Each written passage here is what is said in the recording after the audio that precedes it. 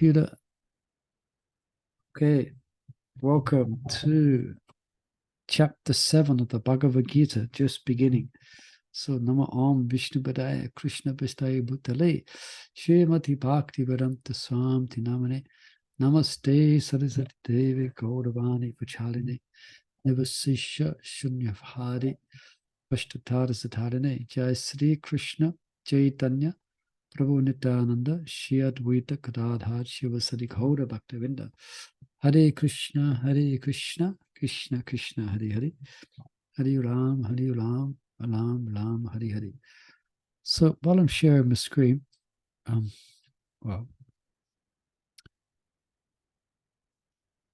okay, 1 second. While I'm trying to share my screen.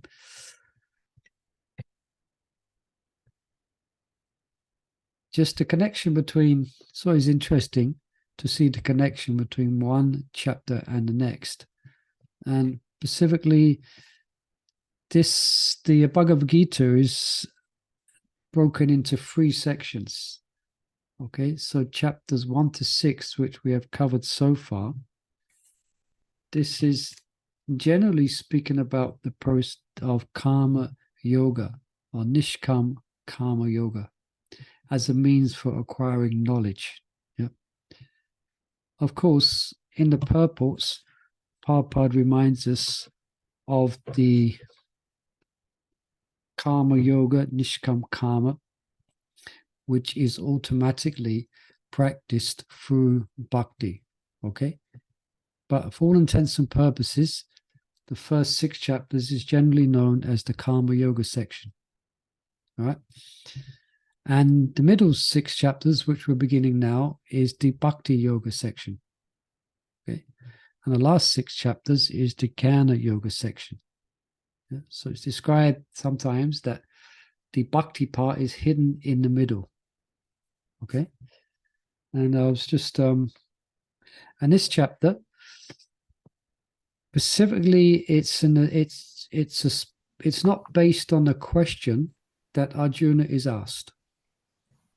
In other words, the discussion so far has been answering Arjuna's doubts and questions. But this specific chapter is Krishna's, could we use the word spontaneous desire to elaborate more on the last verse of the 6th chapter, which describes that the devotees who abide in him, they're the best yogis. So now Krishna goes on to begin to in this chapter to describe what that actually is, to abide in him, to have one's mind fixed in him. And he's going to describe that throughout the 7th chapter. Yeah. So that's the basic connection. Yes. Yeah, in the terms of textual flow, Krishna ended the last chapter by describing that the topmost yogis faithfully worship him within their hearts. That was 637. Yoginam apishave sham.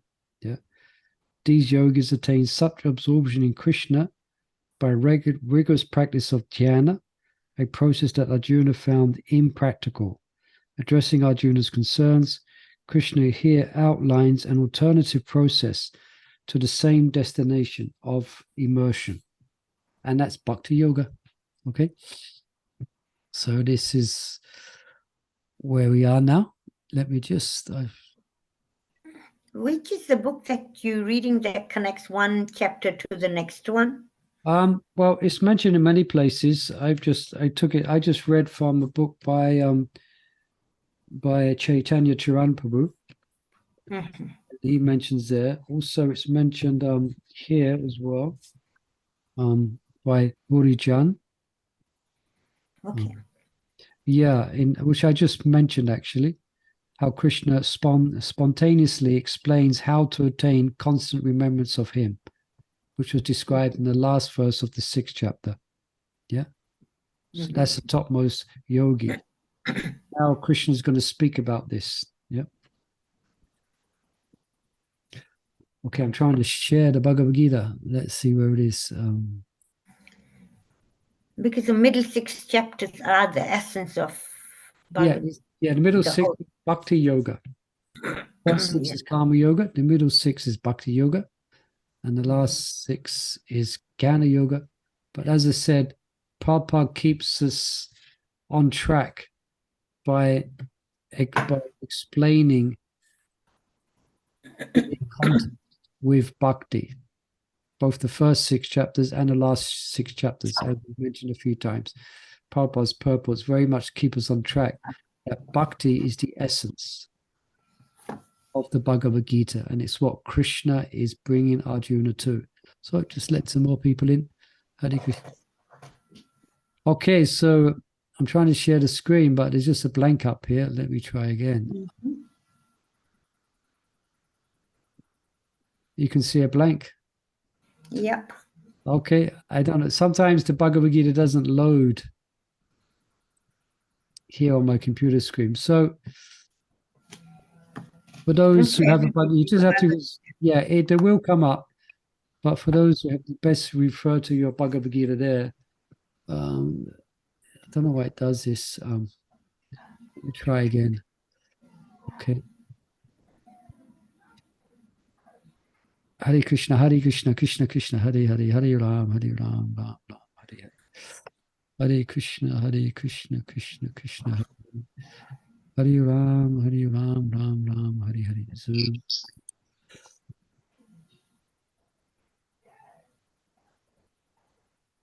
Resume share screen. I like this first slok. Yeah. Krishna said, just listen to me. Maya Shakta Manopata Yugam Yuntum Ashraya Ashamsayam Samagramam Yatak Neshu Tatrinu. Okay, I can't get the Bhagavad Gita up for now, so It's okay, we can read it from so we'll Bhagavad Gita. Okay, Mother Sachari, did you have a copy of Bhagavad Gita? Yeah, I do have. Okay, so sorry, I should try again in a minute or so. And you can begin.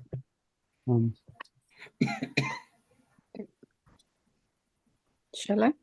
Yeah, go ahead. No, go ahead. Yeah, thank you. Chapter 7, Knowledge of the Absolute. Text 1. Sri Bhagavan Uvacha Maya Asakta Manapata Yogam Yugnan Mad Asraya Asamasyam Samagramam Yata Gnana Sitya Chruno. The Supreme Personality of Godhead said, now hear, O son of Prtha, how by practicing yoga in full consciousness of me, with mind attached to me, you can know me in full, free from doubt. Purport. In this chapter of Bhagavad Gita, the nature of Krishna consciousness is fully described. Krishna is full in all opulences, and how he manifests such opulences is described herein. Also, 4 kinds of fortunate people who become attached to Krishna, and 4 kinds of unfortunate people who never take to Krishna are described in this chapter. In the first 6 chapters of Bhagavad Gita, the living entity has been described as non-material spirit soul capable of elevating himself to self-realization by different types of yogas. At the end of the 6th chapter, it has been clearly stated that the steady concentration of the mind upon Krishna, or in other words, Krishna consciousness, is the highest form of all yoga. By concentrating one's mind upon Krishna, one is able to know the absolute truth completely, but not otherwise. Impersonal Brahma Jyotir or localized Paramatma realization is not perfect knowledge of the absolute truth because it is partial. Full and scientific knowledge is Krishna, and everything is revealed to the people in Krishna consciousness. Incomplete Krishna consciousness, one knows that Krishna is ultimate knowledge beyond any doubts. Different types of yoga are only stepping stones on the path of Krishna consciousness. One who takes directly to Krishna consciousness automatically knows about Brahma Jyoti and Paramatma in full. By practice of Krishna consciousness yoga, one can know everything in full, namely the absolute truth, the living entities, the material nature, and their manifestations with paraphernalia. One should therefore be yoga practice as directed in the last verse of the 6th chapter. Concentration of the mind upon Krishna, the Supreme is made possible by prescribed devotional service in 9 different forms, of which Shravanam is the first and most important. The Lord therefore says to Arjuna, Tat Shruno, or hear from me. No one can be a greater authority than Krishna, and therefore by hearing from him, one receives the greatest opportunity to become a perfectly Krishna conscious person. One has therefore to learn from Krishna directly or from a pure devotee of Krishna and not from a non-devotee upstart puffed up with academic education.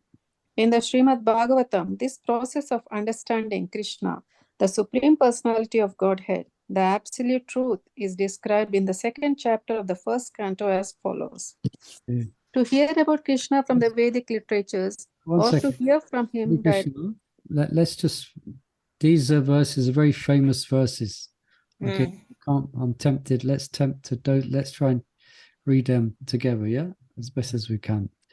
Shimbatam swakata Krishna punya shravana kirtana hati antasturi bhadrani vitunoti saritsatam nasta prisha bhadru bhagavatasya Bhagavati Uttama Shloke Bhakti Bhagavati Naishtaki Tato Rajastamo Bhava Kama Lapta Yaschaye Cheta Eta Anevidam Stitim Sattva Prasiddhati Evam Pasana Manaso Bhagavat Bhakti Yogataha Bhagavat Tattva Vijnanam Mukta Sankasya Jayate Vidyate hritaya krantishchitanti shava shamshayah kishanti tasya kamani trishta eva manishvare. Recognize these verses. Prabhupada included them in his poem when he wrote 2 poems when he arrived in America. Yeah, and he included these series of verses in his calling out to Krishna that he can give people Krishna consciousness. And he quoted these verses here, just for your interest. Hare Krishna.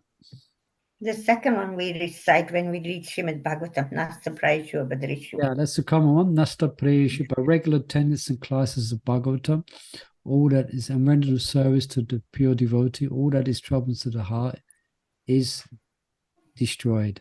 Yeah, Nasta. Yeah, even the first one, to note in the heart. Yeah, Shravan. Krishna. Now, Prabhupada paraphrases these verses here. I guess we could go see the exact translation.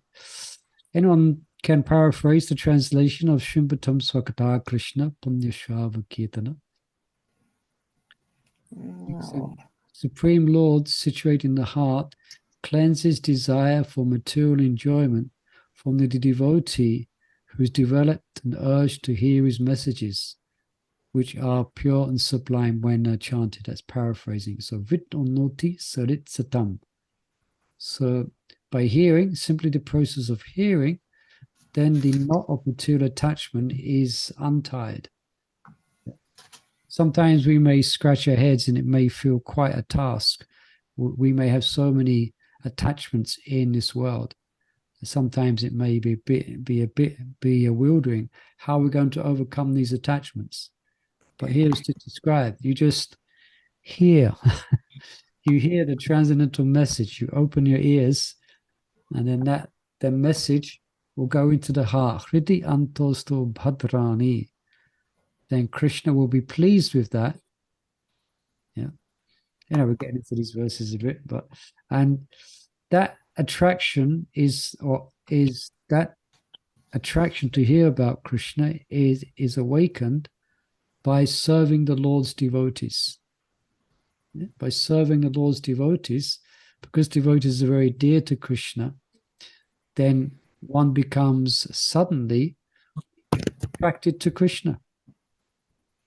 Yeah, because they're rendering service to the Lord's devotees. All right, before we go any further, it is mentioned here. So Prabhupada is paraphrasing these verses here, okay? Okay, go ahead, Mother Sachari. Sorry. Okay, it's okay.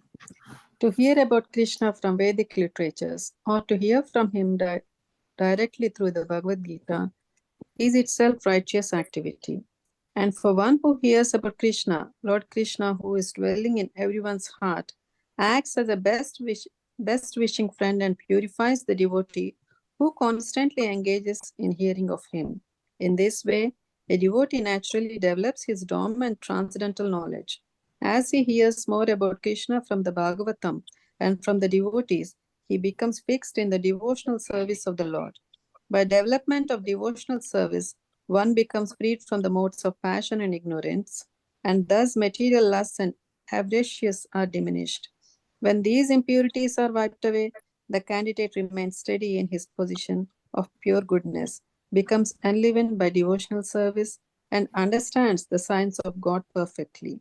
Thus, Bhakti Yoga severs the hard knot of material affection and enables one to come at once to the stage of Asamasyam Samagram, understanding of the Supreme Absolute Truth, Personality of Godhead.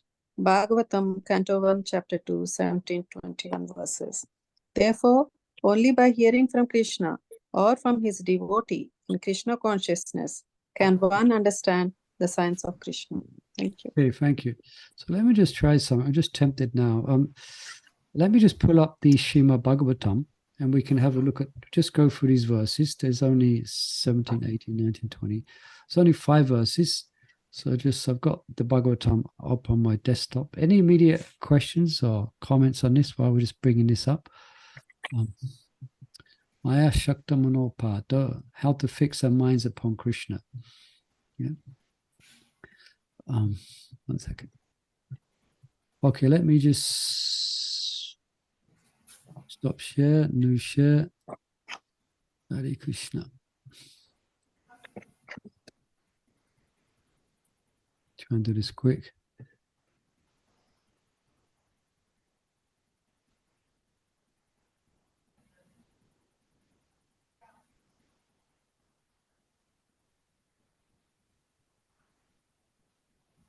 I'm not having much luck with my desktop today. It's bringing up the wrong.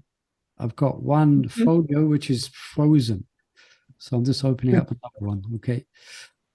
Hare Krishna, Krishna Krishna, Hare Hare, Hare Ram, Ram Ram, Hare Hare, Hare Krishna, Krishna Krishna, Hare Hare, Hare Ram, Ram Ram, Hare.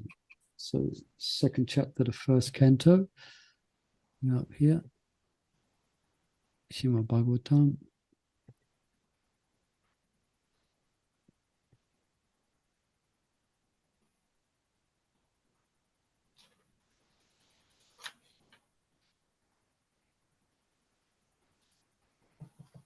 I feel like the translation, Yeah, go on.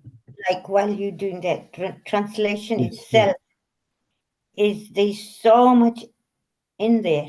You know, when he says, Yeah. how practicing yoga in full consciousness of me, right? With mind attached to me, you can know me in full. So everything is in there. All we have to do is really concentrate on our Krishna conscious. Yeah, and here you can see now. Simbatum Swakata Krishna Punya Savakirtanat Hidyansto Bhatrani Vit Onoti Saritsatam. Okay. So Prabhupada including these verses in the purple here. So this is the yoga which is being recommended. This is Bhakti Yoga. Yeah. But with the specific quality of a Shakti or a Shakti, to be attached. Yeah. With mind attached to me. Then we can know Krishna free from doubt. So anyway, here's the verses. I'll just read the translation because we read the Sanskrit already. And Shri Krishna, the personality of Godhead, who is a Paramatma, super soul in everyone's heart and a benefactor of the truthful devotee, claims his desire for material enjoyment from the heart of a devotee who has developed an urge to hear his messages, which are in themselves virtuous when properly heard and chanted. There's elaborate purple. We've got no time for that. And the next verse, Nasta Preshu Bhatreshu, by regular attendance in classes on Bhagavatam and by rendering of service to the pure devotee, all that is troublesome to the heart is almost completely destroyed. And loving service unto the personality of Godhead is praise of transcendental songs is established as an irrevocable fact. Right? Now there's a question that comes here. What does it mean normally? A question is asked about this here. Almost. Yeah, I asked that question many years ago. Anyone could explain? For those who will sound like Chandravali Mother already knows, what is it referring to here? Shouldn't this process completely destroy all that is troublesome? Or we could say first, yeah, go on. You mean the miseries that are caused by the Adi Daivika, Adi Bhautika, Adhyatmika? Yeah, well, that's the question I was going. What is meant by troublesome? What is troublesome to the heart? I guess there's many things. It's lust, anger, and greed. Lust, anger, and greed. Yeah. Lust, anger, and greed. Lust, anger, and greed. Yeah. I think let's have a quick peek in the purple. Adi Daivika, Adi Bhautika. Adi Daivik, Adi Atmika, Adi Bhautika, lust, anger, greed, attachment. Basically, anartas. Okay. Anyone heard of the word anatta? Yes. That's the ones we've got.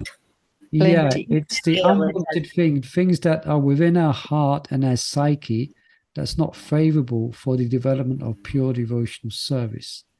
So in order for devotion to practice pure devotional service in the full sense of the term, we have to be free from these things that are troubling the heart. So there's two things we met by attending classes on Bhagavatam, which was mentioned before. Here.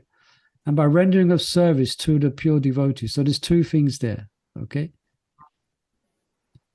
But again, the question is, why is it almost? So it suggests that there's something which remains almost completely destroyed.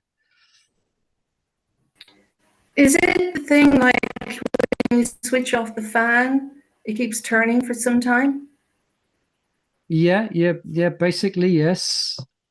We understand that when we when you take up the activities of bhakti, then it's like still the fan. It's like unplugging the fan. It's still going round. Yes, that's kind of correct. Because the modes are difficult to overcome. Yeah, it's very difficult to overcome. But what is explaining specifically here a specific stage of bhakti? Yeah. Prabhu, Go on. I was thinking, we don't see the hand of Krishna for situation, and then we get upset. All right, that's Because- another subject. I think we call it the quietness of Krishna. Holy Prabhu is saying about why does it say that it's almost completely destroyed? Why is it not completely destroyed by following this? Yeah. So why is it almost. almost? There is a 99%, so you still got that 1%. Well, it might be left. more percent, but Yeah, but it's, I'm just saying. yeah, it's a specific But- stage of bhakti. It's referring here to a specific stage of bhakti. Because until after completing anatha nivritti only it would happen, isn't it, Prabhu? Yeah, basically, it's describing the stage of Anartha-nivritti. Which after Describe- anatha- Is it Sorry? anartha-nivritti? yeah, that's it. It's just After Anartha-nivritti. yeah. After the stage of anartha-nivritti comes nivritti, nishta, nishta. one is That fixed. is it. But still, one may be fixed in the principles of bhakti, but the scent of one's previous material attachments may still be there. But because one is fixed, it will not take one away from the practices of bhakti. So almost completely destroyed. That's why the verse actually says it's naishtiki. You see this word here? Irrevocable. So that's nishta. That means your bhakti is irrevocable. But still, you're not at the stage of a shakti or bhava or prema. Okay? So almost completely destroyed. Sometimes it's described just like you pour wine into a clay pot and then you empty that wine, the clay pot will still smell of the wine. The residue will be there. Residue, yeah. So for your information, this almost completely destroyed. It comes up whenever this verse is mentioned in the class, this question always is generally raised. What does it mean, almost completely destroyed? It was referring to the stage of nishta, of which there's further stages to transpire through. Okay? And I guess, yeah, let's not get sidetracked into the purple. Get distracted completely. All right, the next one. Tato rajas tamo bhava. Okay, as soon as irrevocable nishta, service, is established within the heart, the effects of nature's modes of passion and ignorance, such as lust, desiring, and hankering, disappear from the heart. Then the devotee is situated in goodness. So I think this is not just goodness, I think this is Sutta Sattva.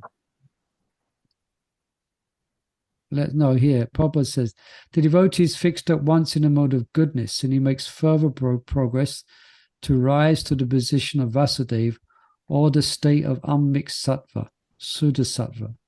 So that's the stage by which Krishna becomes revealed to the bhakta. Yeah, as Prabhupada says here, this Sutta Sattva state, one can always see Krishna face to face by dint of his pure affection to the Lord. Yeah. So, yes. All right. 20. Evam pasana manaso bhagavat bhakti yoga daha. So, thus establishing a mode of unalloyed goodness now. Now it's being given a specific designate, unalloyed goodness.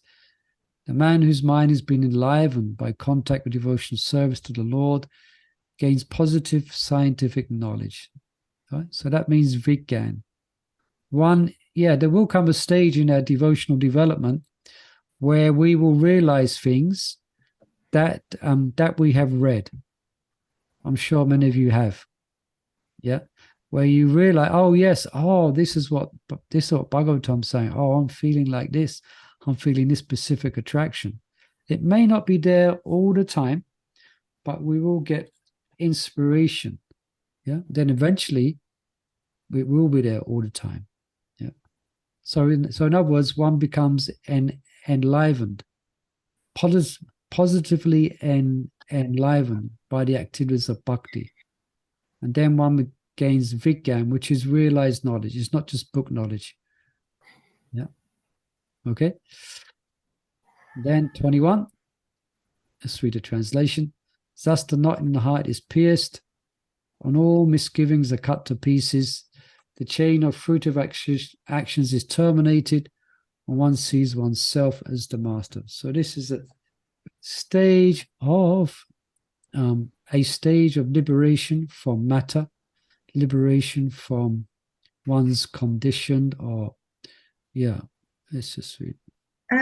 Sorry, can I just ask what it means by sees oneself as one's master? Yeah, that question is that referring to the small self, as in the jiva, or the Supreme Lord? Okay, we're gonna have to read the purple. I think it was referring to both. Let's read. Attaining scientific knowledge of the personality of Godhead means seeing oneself simultaneously. Okay, oneself. As far as the identity of the living being as spirit is concerned, there are a number of speculations and misgivings. The materialist does not believe in the existence of the spirit self, and the empiric philosophers believe in the impersonal feature of the whole spirit without individuality of living beings. So it's referring to the seeing oneself as being different from the body. Yeah, I just read it again and I realized actually that that's what it's saying. Yeah. The soul is the master of the body. Yeah. Seeing oneself as the master. Yeah. Yeah. rather than being enslaved to the dictations of the gross and subtle body. Yeah, one is in control. One is situating one's real identity as a soul. Yeah. And at that point, one is freed from the bonds of karma. Okay. So being a master of the body means he's at that stage when he can control his senses. Yeah. Yeah. Like at that stage that he can control his actions. Yeah, sorry, I'm just got distracted. I'm looking for the Bhagavad Gita again to share that, but it's disappeared. But, sorry. You can repeat that, Mother Chandravali? Sorry, I was distracted there. I was thinking that being controlled of the body, that means you are at a stage when you can control your actions by controlling your senses. Yeah. It doesn't mean necessarily that you're not going to experience your previous attachments. Yeah. Yeah, but you're going to be able to act on it. Yeah, that's it. So that means again, that's being steady, that you're able to observe it and not become a victim of it. Yeah. Deal with it. Yeah, yeah. There's another word to describe it. You're able to deal with it. Yeah. Okay. Bhagavad Gita keeps disappearing. All right. Any other questions about this here? I'm just trying to reload book.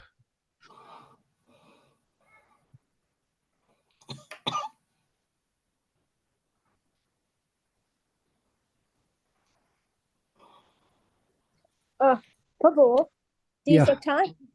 this attachment, it's all that will go away only after her own, even at the stage of bhava, there will be attachments, isn't it, Prabhu?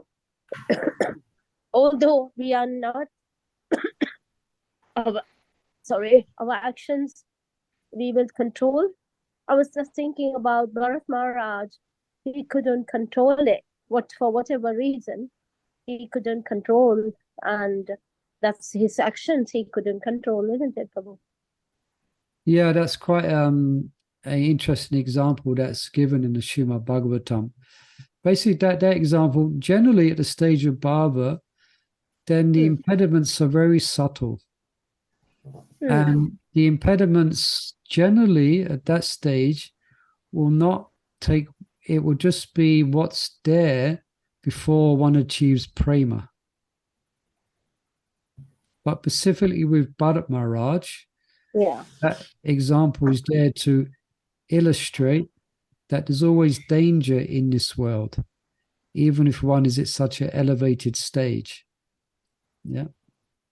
So he became distracted from his sadhana, as you know, and he was at an elevated stage of feelings of ecstasy in relationship to Narayan, in relationship to the Supreme. Yeah. But generally the stage of bhava, generally it's not like the impediments which are there at the stage of anartha nivritti. Yeah. So generally one is generally safe, but there is a chance, but a very slim chance.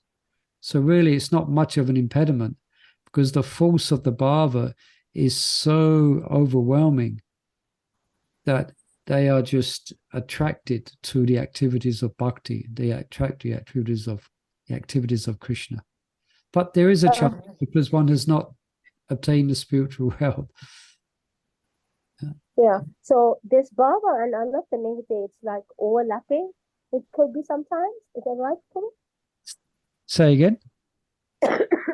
It would be overlapping. What's overlapping? Bhava. Bhava and anartha nivritti, she's mentioning. Are they overlapping? Well, the impediments of bhava are not exactly anarthas. All right. They are very, it's very subtle and it's very fine. One may have a subtle inclination, just like Narada Muni.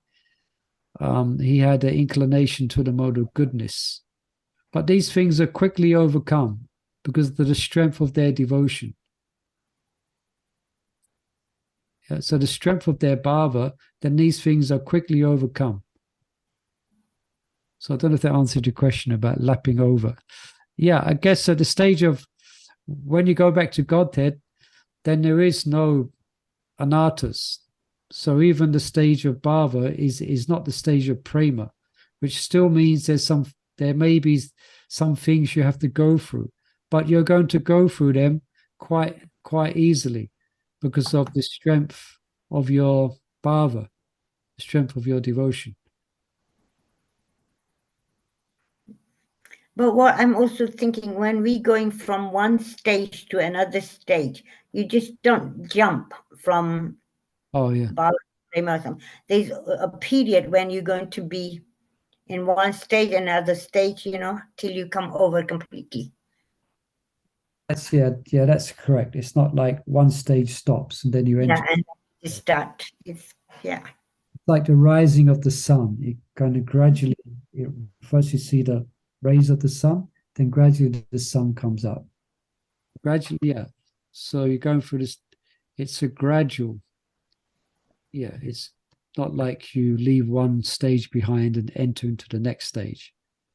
like at present, what we are like, we sometimes in mode of passion, ignorance, goodness, you know, and we interacting all the time. 1 minute you are in passion, next minute, okay, I shouldn't, and you start going into goodness. So like we being like that at the moment. So with these other stages, we're going to be like that till we cross over. Yeah. And then when you get to the stage of being, especially the stage of situated in the mode of unalloyed goodness, then that's when the mind is undisturbed. Yeah. By lust, anger, etc. One becomes fully joyful, supersidity, yeah, by contact with Krishna and realization of Krishna. Yeah. Samsayam samagram. Yeah. All right. Let's look at the verse again. The Supreme Personality of Godhead said, "Know here, O son of Prtha, how by practicing yoga in full consciousness of me, with mind attached to me, one can know me free from doubt." So another breakdown here is described, the mind becomes attached to Krishna. That's Maya Shakta Mana. Yeah. And serving Krishna by practicing yoga, Yogam Yunjata. And feel inspired to take shelter of Krishna, Ashraya. Yeah. Mat Ashraya. And doubts get removed, Ashram Shrayam. So how this happens? Tat Shrinu, you just hear. So we're ready? This is what we're going to hear in the 7th chapter, okay? All this is going to happen to us. By the time we finish the 7th chapter, we'll be Bhava, prema. You'll be bhava and prema, okay? So hold on in there. Yeah. It's a roller coaster. Yeah. Anything else from here we want to bring up? Yes, we covered quite a bit there. Okay. Let's have a look then look at verse 2. Would you like to read this? You can see, I think I've got the Bhagavad Gita back on the screen there, if you need it. Someone could read text 2. Yeah. Go ahead. Text 2. Yeah. Gyanam teham savikyanam idam vaksyami asesata yajnatva neha bhuyo nyaj natavyan avasisyate. I shall now declare, All right, my fault. I shall now declare unto you in full this knowledge, both phenomenal and numinous. Thus being known, nothing further shall remain for you to know. Purport by Srila Prabhupada. Complete knowledge includes knowledge of the phenomenal world, the spirit behind it, and the source of both of them. This is transcendental knowledge. The Lord wants to explain the above-mentioned system of knowledge because Arjuna is Krishna's confidential devotee and friend. In the beginning of the 4th chapter, this explanation was given by the Lord, and it is again confirmed here. Complete knowledge can be achieved only by the devotee of the Lord in disciplic succession directly from the Lord. Therefore, one should be intelligent enough to know the source of all knowledge, who is the cause of all causes, and the only object for meditation in all types of yoga practice.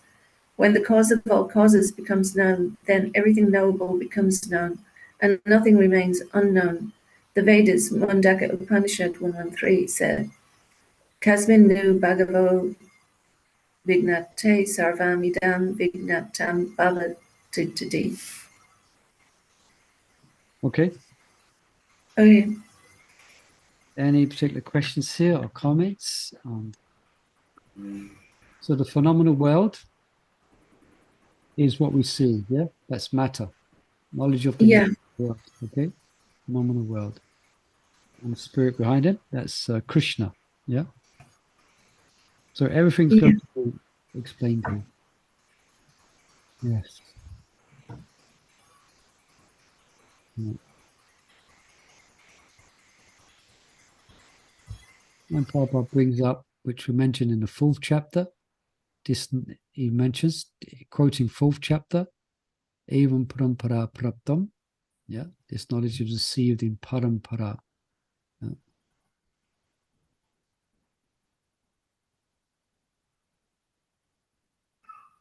All right, let's go to number 3. Someone like to read number 3? Shall I read it? Yes, go ahead. Manusha sayam sahasreshu padijyati siddhaya yatatam api siddhanam kachin mam veti tattvataha. Translation. Out of many thousands among men, one may endeavor for perfection, and of those who have achieved perfection, hardly one knows me in truth. Purport.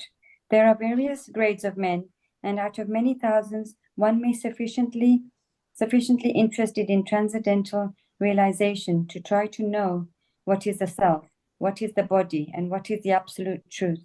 Generally, mankind is simply engaged in the animal propensities, namely eating, sleeping, defending, and mating, and hardly anyone is interested in transcendental knowledge. The first 6 chapters of the Gita are meant for those who are interested in transcendental knowledge, in understanding the self, the super self, and the process of realization by jnana yoga, and discrimination of the self from matter. However, Krishna can be known only by persons who are in Krishna consciousness. Other transcendentalists may achieve impersonal Brahman realization, but this is easier than understanding Krishna. Krishna is a supreme person, but at the same time, he is beyond the knowledge of Brahman and Paramatma. The yogis and the jnanis are confused in their attempts to understand Krishna. Although the greatest of impersonalists, Sripad Sankaracharya, has admitted in the Gita commentary that Krishna is the Supreme Personality of Godhead, his followers do not accept Krishna as such, for it is very difficult to know Krishna, even though one has transcendental realization of impersonal Brahman. Krishna is the Supreme Personality of Godhead, the cause of all causes, the primeval Lord Govinda, Ishvara Brahma Krishna, Satchit Ananda Vigraha, Anadir Adir Govinda, Sarvakaram Karanam. It is very difficult for the non-devotees to know him. Although non-devotees declare that the path of bhakti or devotional service is very easy, they cannot practice it. If the path of bhakti is so easy as the non-devotees class of men proclaim, then why do they take up the difficult path? Actually, the path of bhakti... Pause there for a second. Well, I think yesterday Rajika Sharma asked a question. Wasn't it? Remember that question she asked? And I think I was paraphrasing this as an answer. She was asking the question, but the Gyanis say that their path is the best. Yeah? And the Karma Yogis, so that their path is the natural path. karma is a natural path and bhakti is just for the sentimentalist. And I was paraphrasing what's here, and it's nice to find it. Yeah, here. Although the non-devotees declare the path of bhakti or devotional service is very easy. So in other words, I think it's just for those who are sentimental. Yeah, those are not very philosophical. Yeah. Or if the Gyanis will see it, those who are not do not have any strength to perform any tapasya. Yeah. So Prabhupada says, if the path of bhakti is so easy, as these persons say, then why do they take up the difficult path? Then it's actually the path of bhakti is not easy.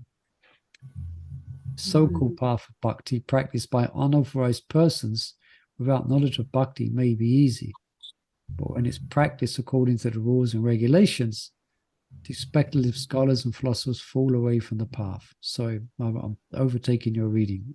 Okay. We can continue from here. Rupa Goswami writes. Shall I? Actually, the path, sorry. Yes, Srila Rupa Goswami writes in his Bhakti Rasamrita Sindhu, Shruti Smriti Purnadi Pancharakatra Vidam Vina Adik Tik Hari Bhaktir Uttapadyeva Kalpate. Devotional service of the Lord that ignores the authorized Vedic literatures like the Upanishads, Puranas, and Narad Panchakrita is simply an unnecessary disturbance in society. Purple. It is not. Carry on, Mother. It's a long purple. It is not possible for the Brahman realized impersonalist or the Paramatma realized yogi to understand Krishna, the Supreme Personality of Godhead, as the son of Mother Yashoda or the charioteer of Arjuna. Even the great demigods are sometimes confused about Krishna. Muyanti yat surya, mamto veda na kaschana. No one knows me as I am, the Lord says, and if one does know him, then sa mahatma surdullabha. Such a great soul is very rare. Therefore, unless one practices devotional service to the Lord, one cannot know Krishna as he is tattvataha. Even though one is a great scholar or philosopher, only the pure devotees can know something of the inconceivable transcendental qualities in Krishna.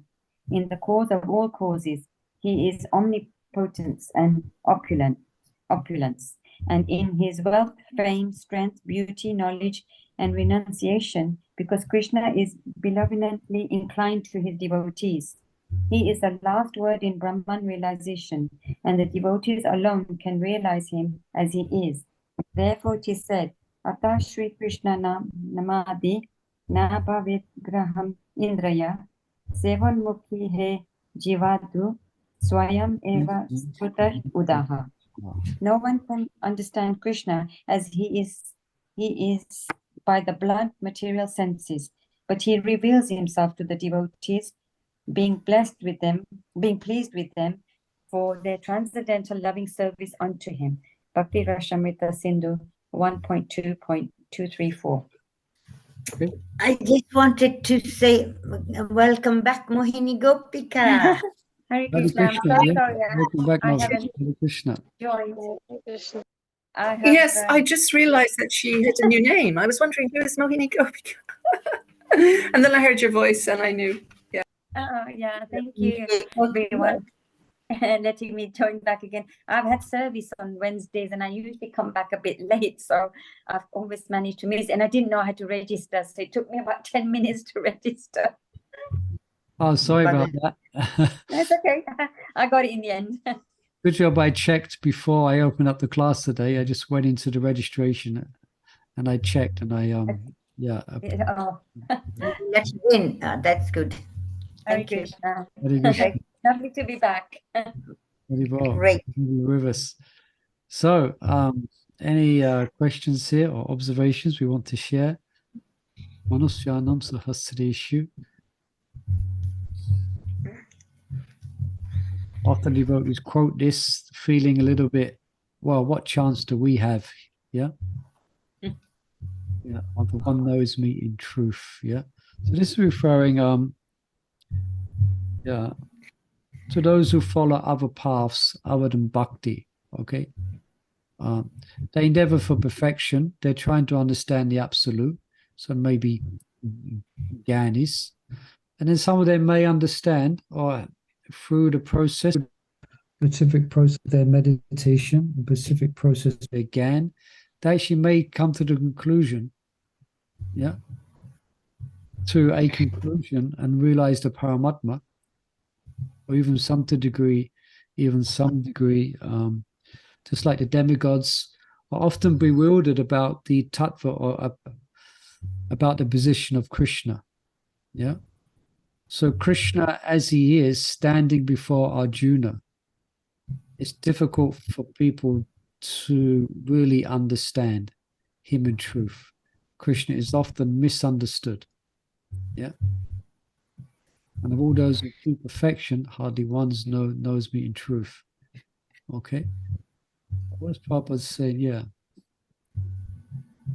One may be sufficiently interested in transcendental realization. What's transcendental realization?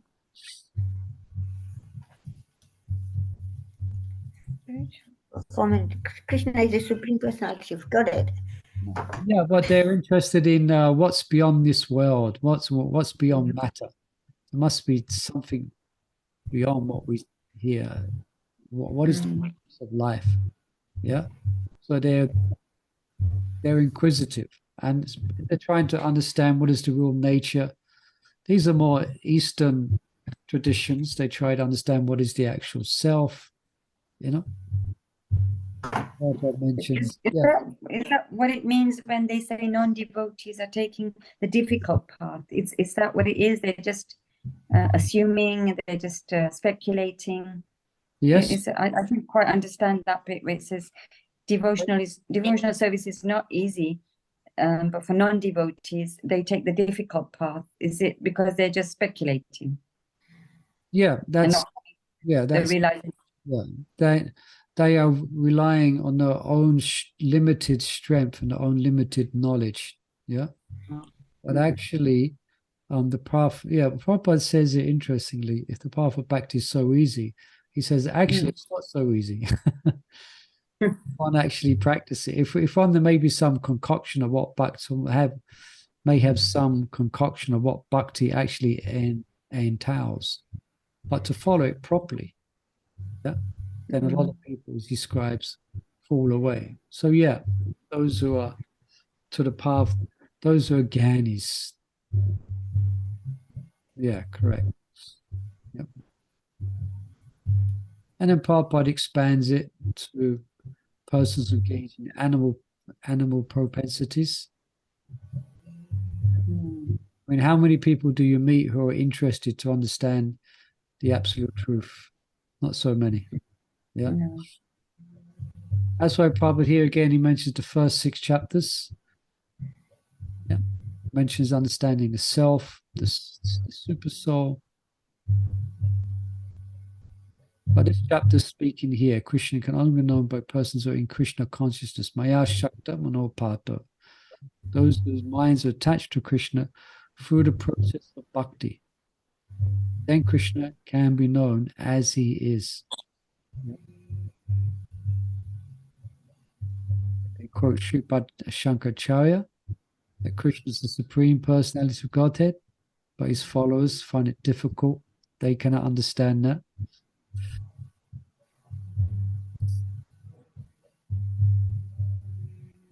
I was thinking where Prabhupada is saying Krishna consciousness is difficult.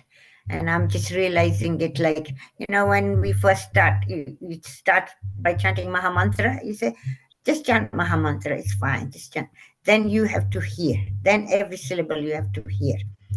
And now we've got to a point when you've been teaching us, right, you have to chant with emotions. So it's just is Krishna consciousness is not easy. It's quite a lot involved in it. It's not easy. I mean, there's quite a lot that is involved. Yeah, that's correct. But what it's the actual natural inclination of the soul, natural for the soul to be devoted to Krishna. So if we approach Krishna consciousness from that perspective, it's an uncovering of a natural attraction. And if one is, Prabhupada said, if one is sincere, then bhakti is easy. But if one is not sincere, then it may not be so easy. Because it is the absolute process and it brings you to your natural constitutional position. So if you're maintaining material desires or material attachments, then it's difficult. But if you're sincere, then you're going to surrender to Krishna, into the 6 principles of surrender in great humility. Then it's a natural process. So in that sense, it's easy. I think Prabhupada says this somewhere else. Yeah, it's very easy for someone who is sincere. Yeah. If someone's associating with devotees, and if you're following the instructions of the spiritual master, yes, it's easy. At the same time, what Chandravali Mother is bringing out as well, it's also that the longer we're around in Krishna consciousness, then the more is expected of us. Yeah. And yeah, the more is expected, as we mentioned, we elevate ourselves to the different stages of bhakti. Then we have to be in knowledge and we have to apply ourselves. Yeah. So it's simultaneously easy and hard. It's our conditioning, isn't it? What's that? It's our conditioning, our past conditioning. So it makes it difficult for us because we condition in certain ways, and to move on. Mind takes time to switch on. Yeah, the mind takes time to switch off as well. Switch off. Yeah. Yeah, I think we found it all difficult in the beginning until we got the taste that this is the way we want to do it. So then it becomes easy a little bit, devotional service, because, we find there's a lot of people who go to the temple and maybe have an occasional, get together or read, and they call it bhakti. So, they can ask, what's the difference between the bhakti you do and the bhakti we're doing? Yeah. So in other words, it's not just a Friday night club. Yeah. Yeah. And the taste is not there. They're not willing to change their ways for Krishna. It's just a bit more like a convenience thing, making me feel better that I've actually done something. But they still, have the desires and they're still doing what they're doing, the material, sort of senses. But they feel as if they're doing bhakti because they've just dedicated maybe an hour of their day, to Krishna. Yeah. So there's a lot of misconceptions. Like, for example, there's some persons who teach yoga, and part of their yoga class will be the bhakti part. Yeah. Then they will bring out a harmonium and sing some bhajans. Yeah. Now we're doing bhakti, and that will be it. So that's the conception of bhakti. I was remembering also Prabhupada in another place. Spiritual life, looking at it from the perspective, it may be difficult, but material life is impossible. Right? So, spiritual life. And for the sorry. No, after you. Avalavanga, please go ahead. Well, my question is not really related to the Bhagavad Gita. I was just wondering, why are they closing the temple room on Sunday and only having tickets only for the whole afternoon? I thought, this is why we have the Studio 108, so you can do programs there. Yeah. But because this is Navratri week, it's like Hindus will be coming on Sunday just for darshan because it's a very big day, and the temple room is going to be closed for the whole afternoon from 2:30 to 7. No, then there's it's open. It's from 2:30. It's not till 7, I don't think. No, they're having 2 programs. They're having 2:30 to 4:30, and 5 to 7. Yeah. So the 5 to 7 is the non-ticket one. No, there's tickets for that also. Yeah. Anyway, here's a different subject. Yeah, I know it's a different Yeah. subject, but I just Okay. don't understand why the temple room is closing. Yeah. Well, because I'm not a One very thing I manager, like, but we have done things like this before, because it's a specific you know it's a fundraising event for the TOV. Yeah, but for me, like the temple room is a place where the public can come and have darshan. And when it's closed, it's like, for me, I think it's pretty disastrous, considering we have Studio 108 for external, for, programs. We have like the seminar room, which is quite small, but I just think it's such a shame to close it to the public when there's so many people who are going to just turn up. Yeah. and I tell you, I like the wording, what it said. Only come, like if you're going to do some donation. Yes, only get a ticket if you're going to make a donation. Yeah, I didn't like that wording. Betsy, I can, 1 second.